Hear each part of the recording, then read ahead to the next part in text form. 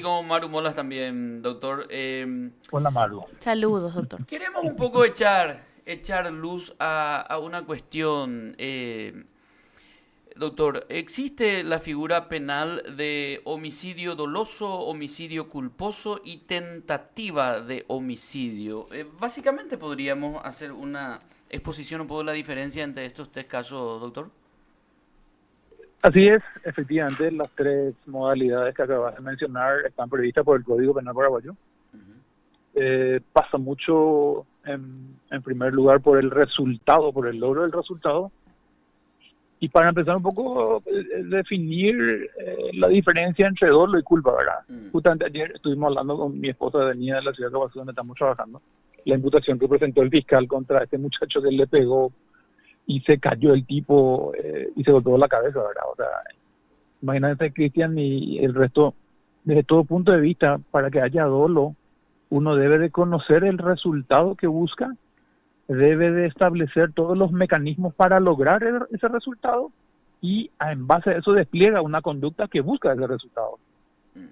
Quiero empezar por ahí, ¿verdad? Porque me pareció un poquitito desatinada la imputación del fiscal de Asunción, porque ¿dónde se puede demostrar que tuvo dolo de matarle a esta gente, ¿verdad? Porque un golpe en la cara no determina que quiso matarle. Lo Es que le mató a esta el persona, caso Vol, ¿verdad? Sí. así mismo es. Ya, ya. Lo que Para... terminó matándole a la persona, y claramente lo dijo el médico forense, fue el golpe que recibió al caer en el asfalto. Ujú. Ahora, hay otra teoría del derecho penal que dice, no, pero si no hubiese existido el golpe, no hubiese existido el resultado. Y es ahí un poco donde empieza a las discusiones por algo. Hay jornadas y jornadas judiciales que nunca terminan. Mm. Porque no discutimos eso. Ahora, para mí en particular, y creo que hay una tendencia mayoritaria en eso, solo es saber que estás buscando un resultado que lesione algún bien jurídico protegido por el derecho penal, despliegues una conducta en base a ese conocimiento y busques el resultado. Si se logra el resultado, se produce un hecho completo, y si no se cumple el resultado, se puede producir lo que se llama tentativa. Ujú. Y la tentativa principalmente pasa ya por cuestiones ajenas a la voluntad del autor, porque dice la doctrina penal y la ciencia penal que se produce tentativa cuando el autor de un hecho desplegó todo lo necesario para lograr el resultado, pero por una causa totalmente ajena a su voluntad, no se produce ese resultado. Mm. Siempre utilizamos un ejemplo de esto en clases. Yo me preparo, apunto mi arma de fuego, disparo, pero por algún motivo, y me voy más explícitamente, la persona cuya integridad va dirigida al disparo se tropieza y cae, pero yo ya disparé. O sea, el resultado simplemente no se cumple por una cuestión ajena a la conducta del autor del hecho, y consecuentemente por eso también castiga esa conducta, porque él ya hizo todo. El resultado nomás lo que no se produce. Y es Entiendo. ahí donde hay el homicidio doloso y la tentativa de homicidio doloso, que, insisto, la nota fundamental es que no se produce el resultado, pero después el resto es todito. Esa es la principal diferencia. Y culposo es cuando yo no guardo reglas específicas establecidas también por el derecho penal. Hoy es una teoría moderna que se llama teoría de la imputación objetiva, donde se analizan varios elementos. Uno de ellos es la generación de un riesgo prohibido, le decimos en doctrina. Yo vivo en una sociedad donde hay constantemente riesgos. Si voy a pensar por eso, Cristian, al salir en la calle me va a generar riesgo. El Ujú. irme a cierta velocidad ya me genera riesgo. Pero hay riesgos permitidos y hay riesgos prohibidos. Y lo que pasa principalmente en los delitos culposos es que el autor del hecho genera un riesgo prohibido. Me doy un ejemplo. Dice 110 es el límite máximo y el autor ya va a 140. Mm. En ambos casos son riesgos, pero uno es un riesgo permitido y el otro es un riesgo prohibido. Y ese riesgo prohibido causa un resultado, y es ahí donde aparece la culpa también como merecedora de sanción. ¿Por qué? Porque la persona no guardó todo lo necesario para que no se produzca ese resultado final, ¿verdad? Entonces es un problema bastante complicado eso. Ahora, La figura del dolo eventual, ¿cuál es? O sea, ¿cómo se explica lo del dolo eventual, doctor?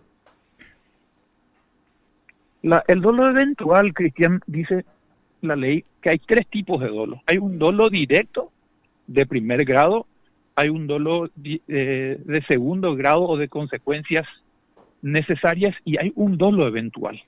Para que entendamos bien, en el dolo directo de primer grado, Cristian Bianciotto conoce el resultado, planifica una conducta y ejecuta con tal de asegurar el cumplimiento del resultado. O sea, planifica absolutamente todos los detalles porque su centro es el que se cumpla el resultado que uno busca: matarle a alguien, robarle a alguien, estafarle a alguien, producir un documento no auténtico que busque el resultado de engañarle a alguien. Planifica, o sea, es un crimen que se tiene en cuenta todo un sistema de pasos que cumple el autor de un hecho. Un dolo de segundo grado de consecuencias necesarias, Cristian también quiere la causación de un resultado, pero ve que para que logre ese resultado tiene que producirse unas consecuencias necesarias que afectan a terceros. Por decirte un ejemplo, una persona busca el robo, pero sabe que para llegar al robo va a tener que romper un vidrio, pegarle al guardia de seguridad y alguna vez incurrir en otros hechos más violentos. O sea, es un dolo de consecuencias necesarias que tiene unas características porque tiene que ir venciendo unos obstáculos que también producen otras lesiones en otros bienes jurídicos protegidos por el derecho penal.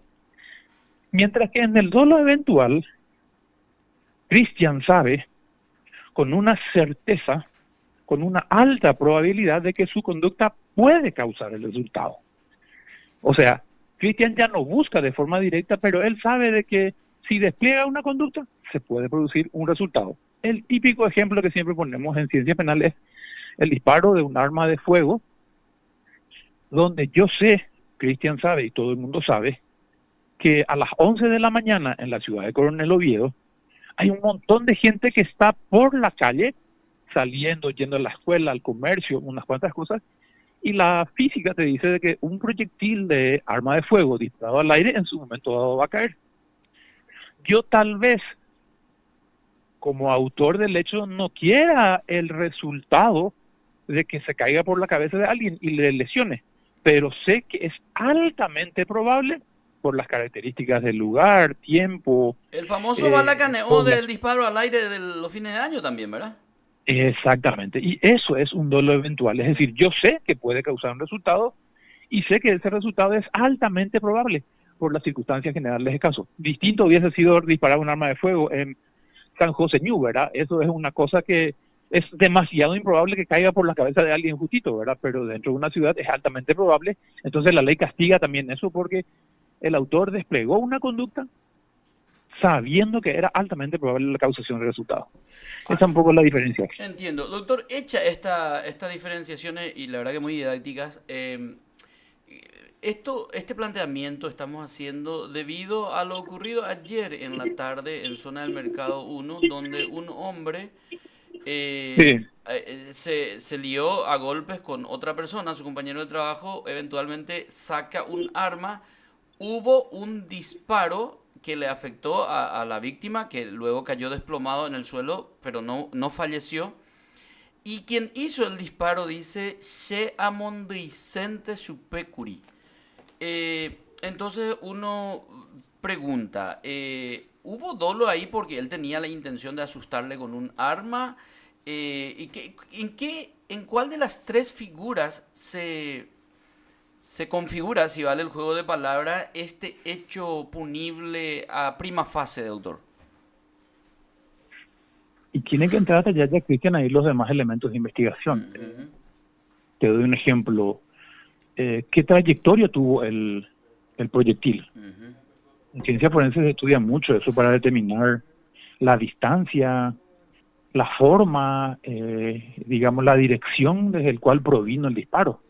Porque yo puedo decir a Mondo y Vicente Chupé y le rozó la parte, digamos, alta de la cabeza y se entendería que uno apuntó un poco más alto, pero si le roza cierta parte del pómulo o cierta parte del oído o de la sien. Obviamente que la dirección del disparo ya no fue un simple susto, porque uno como ser humano debería de saber diferenciar que un susto es una cosa que no genere un riesgo altamente, digamos, expuesto a la integridad física de una persona, pero si yo agarro y a Mondice Hyper le genero una herida a la altura del ojo, a la altura del pómulo, obviamente que la ciencia ya no puede decir ahí mismo de que la persona no sabía que podía resultar en una lesión grave, inclusive en la muerte de esta persona. De, No conozco un poco el diagnóstico médico, pero hay que mirar un poco ese diagnóstico médico que dice dónde estuvo la lesión. Otro elemento, por ejemplo, que hay que adjuntar a eso es el estudio balístico, si el disparo se produjo desde corta o desde larga distancia, porque obviamente que desde corta distancia va a generar por la explosión de la pólvora algunas quemaduras en la piel donde se produce, y bueno, esa corta distancia también descartaría inicialmente una broma, sino al contrario, confirmaría de que la persona desplegó una conducta sabiendo que esa arma podía dispararse y sabiendo que ese disparo a corta distancia y en cierta dirección, nada más y nada menos que de la cabeza de un ser humano, podía generar una lesión considerable, inclusive hasta la muerte. O sea, ya entra mucho a discutir. Si me decís mi opinión, no, yo no encuadraría desde ningún punto de vista a una cuestión culposa, sino a una cuestión bien decidida, bien tomada, porque no sé, creo que no se ve ninguna pelea, ninguna discusión, ningún Hubo, forcejeo. hubo un forcejeo, se baja el tipo de la camioneta, oño moqueteana, ahí, doctor, para graficar un poco, y uno de los hombres tenían arma, y con el arma en mano estaban ahí, en la riña, y entonces ahí uno de los hombres dispara, ahí, a hacer cuerpo a cuerpo prácticamente. Estaban trezándose a golpes y ahí se produce el disparo. Esto lo digo con mucha propiedad porque lo estamos viendo en imágenes porque quedó registrado en circuito cerrado, doctor. La ciencia penal es bastante compleja, Cristian, Ujú. y siempre digo a la gente que en manos de los jugadores y de los investigadores. Voy a traer un poco a colación un caso donde me cupo participar y sé que puedo hablar de esto. Aquel muchacho que fue muerto frente a la subestática de la Ande. Eh, Eso, por ejemplo, los jueces determinaron de que fue un homicidio culposo, porque según la trayectoria del disparo de arma de fuego, según la distancia y según los testigos, dijeron que la persona autor del hecho dijo no se demuestra suficientemente que haya elementos que lleguen a concluir dolo. Y hay un principio en derecho penal que se llama el principio de la duda razonable. Si el juzgador o el investigador no demuestra con certeza absoluta la concurrencia de un dolo, tiene que optar por lo más favorable para la persona, en este caso procesada. Y en este caso es optar por la culpa, que es más benevolente que el dolo. ujú. Entonces, es una serie de elementos que uno tendría que colectar. Por eso es que hablamos de una etapa investigativa, donde vamos a tener que colectar, en este caso, insisto, certificado médico, que un médico forense describa la trayectoria del proyectil, si se produjo o no a corta distancia, y las personas que estuvieron alrededor de estas personas, para ver si el arma dónde estaba, si estaba ya luego desde el inicio en las manos de la persona, si la conducta de esta persona es luego, no sé, se expone luego a tener arma constantemente, o si se vio forzada también a ejercer una especie de legítima defensa, porque también hay que mirar un poco esa cuestión también, Cristian. Yo Sí. tengo un arma como protección y tengo que ver si las circunstancias donde se produjeron ese hecho también no me dieron motivo suficiente para defenderme. Hay Claro, otra figura que se llama es la excitación emotiva, que es donde yo por el susto, por el desespero, por el enojo, también salgo de mis cabales y realizo una conducta, despliego una conducta que también la ley dice que se tiene que analizar para ser un poquitito más benevolente en la cuestión de la pena. Y también creo que esto desde mi ignorancia supina en lo jurídico, pero creo que verificar los antecedentes de la persona involucrada en el hecho también podría ser una cuestión determinante, doctor. Por supuesto, no es, la ciencia penal no es exacta, el derecho no es exacto, Mm, pero si la persona ya tiene una conducta donde transgredió, por ejemplo, la ley del uso de armas, por ejemplo, porque hay ujú, una ley bastante clara en Paraguay, uno puede portar armas, pero tiene que tener los permisos necesarios ujú, para eso. Entonces, tiene que analizar por el contexto general también, qué pasa si la persona ya tenía antecedentes por hechos similares o por hechos que guardan un poco con el uso y la tenencia de las armas. mm, Habría que ver un poco si la persona de alguna u otra forma ya no estuvo involucrada con, no hechos similares, pero que demuestren un poco una conducta violenta, porque muchas veces también son factores que uno tiene que analizar para concluir de cierta forma la conducta, la personalidad de aquel que es señalado como autor de un hecho. claro. Justamente por eso estábamos nosotros verificando un poco el antecedente de esta persona. Ya tuvo, ya fue imputado, por ejemplo, por violencia intrafamiliar y otros delitos. Esto a manera de contextualizar. Ahora, doctor, por último, y agradeciéndote muchísimo tu tiempo y esta explicación didáctica, ¿cuáles son las expectativas de penas máximas para los tres casos? La tentativa de homicidio, el homicidio doloso y el homicidio culposo. El homicidio consumado, Mm, como la tentativa de homicidio, tienen la misma pena. mm, Un mínimo de 5 hasta un máximo de 30, dependiendo mm, muchísimo de las circunstancias agravantes o atenuantes establecidas en el artículo 65 de nuestro Código Penal. mm, O sea, la gente siempre se pregunta, ¿por qué uno 5, por qué 8 otro, por qué otro 12, por qué otro 20 de repente, ¿verdad? mm, Y bueno, son por las circunstancias generales del hecho. mm, ¿Verdad? El artículo 105 describe casi 7 modalidades de homicidio, mm. donde obviamente las penas aumentan o eh, suben en el monto de acuerdo a las circunstancias que se produjeron. Y las Y también atenuantes se tiene, también, por ejemplo. y las atenuantes también, Mm, y por eso es que se llega a sopesar y analizar el artículo 65 del Código Penal. mm, Claramente dice bases para la medición de una pena. O sea, hay unos estándares de ciertas circunstancias, por decirte, ¿qué le llevó a fulano a cometer un hecho? sí. Y eso, por ejemplo, se mide para medir la pena, la intensidad de la energía, cómo se comportó la persona después del hecho, un montón de detalles. Por eso es que hay un mínimo de 5 y hay un máximo de 30 años, ¿verdad? En el homicidio culposo tenemos un techo máximo de 5 años y un techo, un piso mínimo de 6 meses. O sea, varía entre 6 meses de pena privativa de libertad hasta 5 años. Esas son las diferencias en cuanto a montos de la pena. Por lo tanto, cualquiera que esté imputado en este caso no se puede librar de la prisión preventiva, doctor.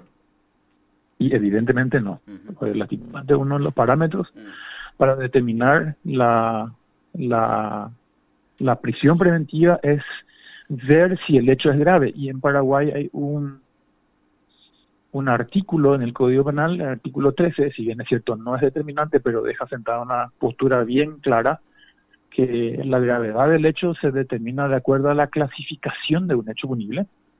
Y ese artículo 13 habla de que los hechos punibles en Paraguay se clasifican en dos, en delitos y crímenes. ujú, Delitos son aquellos hechos punibles que tienen una pena privativa de libertad máxima de 5 años, que beneficia en muchos casos para la aplicación de medidas menos gravosas de la prisión preventiva, y crimen son aquellos hechos punibles que van más de los 5 años hasta el límite legal máximo establecido por nuestra ley, que sí son ya merecedores de prisión preventiva.